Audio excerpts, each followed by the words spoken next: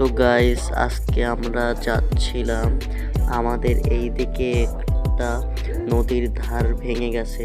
তো তার জন্য আমরা দেখতে যাচ্ছিলাম। সেখানকার লোকেরা সেখানে বাদ দিতে দিচ্ছে না, তাদের কিছু দাবি মেনে নেওয়ার না কারণে। তো আমরা আসলে সেদিন যেতে পারিনি, যেদিন ভেঙে গেছে।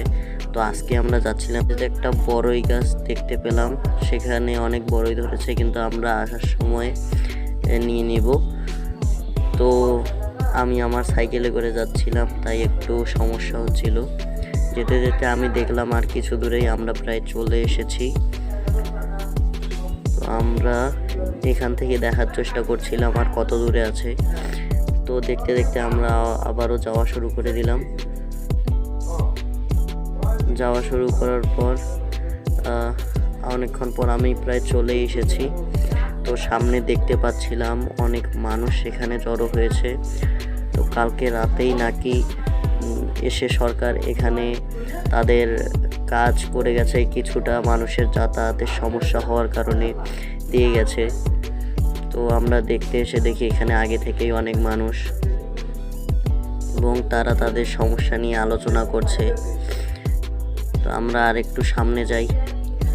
সামনে গিয়ে দেখতে পাচ্ছি যে মানুষগুলো অনেক নানা বিষয়ে তারা নিজেদের মধ্যে কথা বলছে। ওদিক থেকে আসার জন্য একটা ঘাট করে দিয়েছে। তো আমরা এইদিকে দেখছিলাম যে এখানে ভেঙে গিয়ে পানি অনেক দূরে, মানুষের অনেক ক্ষতি হয়ে যায়। তাদের অনেকগুলো আলু বাড়ি হচ্ছে যে বালুর নিচে চলে এসেছিল। তো তারা এজন্যই এখানে আর রাস্তা বানাতে দিচ্ছে না। তাদের অনেক আলু ক্ষতি হয়েছে। এবার তারা কি বলছে তাদের মুখ থেকে